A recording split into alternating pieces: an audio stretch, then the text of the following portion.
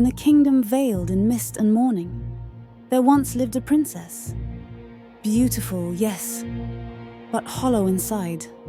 Her laughter had long turned to silence, her eyes haunted by shadows unseen. She wandered the ancient forest, not for pleasure, but to escape. Escape the voices in the walls of the castle. Escape the smell of rusted crowns and wilted roses.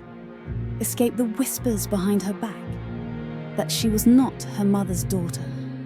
Not truly. In her pale hands she held a golden ball. It glimmered unnaturally, a gift from a father who hadn't spoken in years. She tossed it once, twice, until her fingers slipped. The ball rolled, past bone-white roots over damp moss into a forgotten well.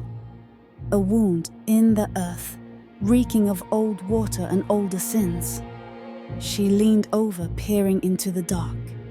No echo, no splash, only silence. Until it spoke, the wind hushed. Even the birds, once chirping nervously, fell silent.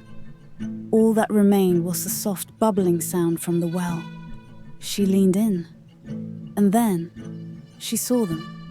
Two golden eyes, deep within the darkness, not glowing, not blinking, just watching, unmoving, but full of hunger. Below them, a grin, wide, too wide, stretching from where one cheek should have been to where the other never was.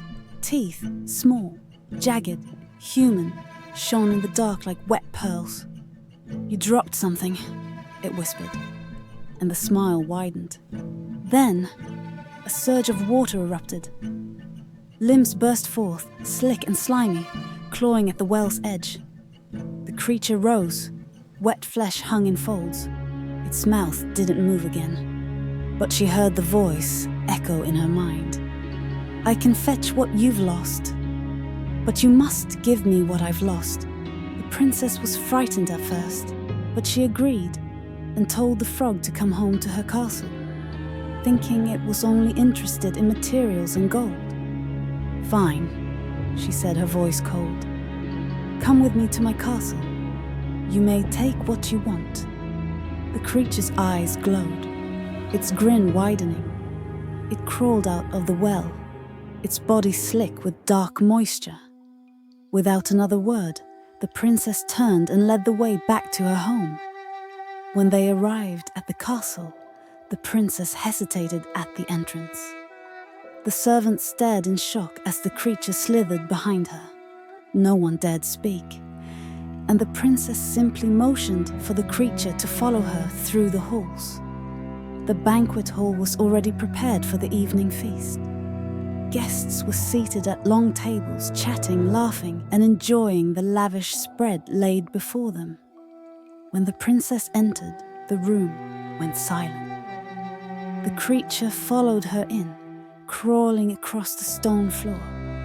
It didn't hop as a frog should. Its body was large, misshapen, and its presence filled the room with a suffocating unease. The princess walked to her seat at the head of the table. She sat down and motioned for the creature to join her. It crawled into the seat beside her, taking its place among the noble guests. They stared in disgust, but no one spoke. Fear held their tongues. The creature reached for the goblet in front of the princess, grabbing it with its slimy fingers. It drank deeply, its mouth moving, but not a single sound escaping. It chewed on something, yet its mouth remained still. The princess noticed the blood from the meat disappearing, as if the air had absorbed it. The nobles watched in horror as the creature fed. It was no longer the feast they had expected, but an unsettling display of gluttony as the creature devoured everything before it. No one dared look away, but the silence in the room grew thick, suffocating. As the meal continued, the princess remained silent. The creature devoured its food with disturbing vigor, its body twitching with each bite. The other guests tried their best to ignore it, but the sight was unbearable. One nobleman, who had been sitting closest to the creature, finally spoke. "Your Highness," he said, his voice trembling. What is this thing?" The princess didn't answer. She couldn't. The deal had been struck, and there was no going back now. The creature, its mouth full, only smiled wider, its eyes gleaming in the dim candlelight. It had come to claim its part of the bargain, and it was clear it would not leave until it had gotten what it wanted. After the dining, the princess left to her bedroom. It followed her to her chambers. It watched her undress. It waited, silent, still, unnatural. Then came the demands. A seat at your bed, a kiss, a promise she refused. Once, twice, a third time. But something inside her snapped. Not fear, not pity, but rage. She grabbed him. His flesh was cold, like meat forgotten in a crypt. She slammed him into the wall, once, twice, 3 times, until the stone cracked and the castle held its breath. The body slumped, twitched, and then it laughed. Bones cracked, skin tore, but nothing bled. It tore its frog form apart. He grew, not into a prince, but into something royal in its own way.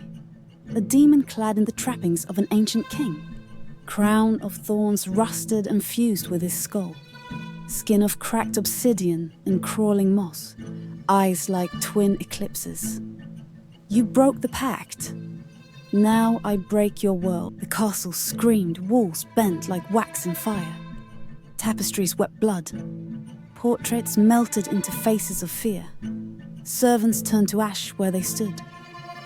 The king tried to run, but froze, crumbling into a statue of salt.